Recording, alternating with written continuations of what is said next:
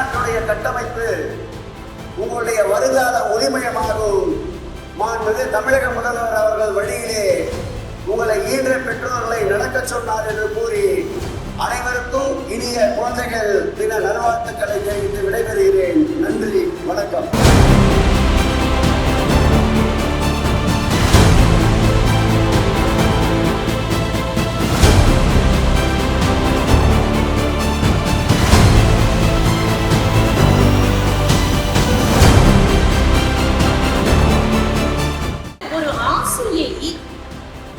எப்பொழுது தாயாக மாறுகின்றாள் அல்லது தந்தையாக மாறுகின்றார்கள், அந்த குழந்தையை முழுமையாக உளவியல் ரீதியாகவும் புரிந்து கொள்ளும் பொழுது நீங்களே தாயாகவும் நீங்களே தந்தையாகவும் மாறுகின்றீர்கள். அப்பேற்பட்ட சிறந்த ஆசிரியர்கள் இங்கே அமர்ந்திருக்கிறீர்கள். உங்களுக்கு எல்லாம் ஒரு பெரிய சல்யூட்.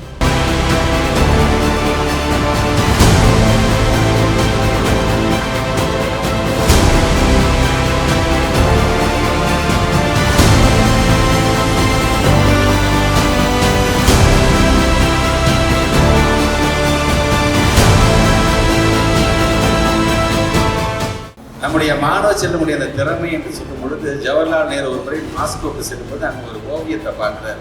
ஒன்றும் இல்லை, செவத்துல ஒரு ஓவியம் வரைஞ்சிருக்கு. அதான் லெனின் அவர்கள் அங்கே இருக்கின்ற மாணவ செல்வங்களை பார்த்து ஏதோ அறிவுரை சொல்கின்ற மாதிரியான ஒரு ஓவியம்.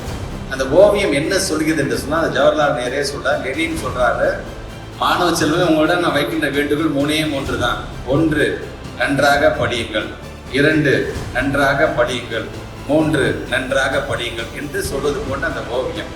இன்னைக்கு அங்கே மாஸ்கோவை சார்ந்திருக்க லெனின் சொன்னதே தமிழ்நாட்டை சார்ந்திருக்க நம்முடைய முதலமைச்சர் மு.க. ஸ்டாலினும் அதே தான் சொல்லுகிறார்.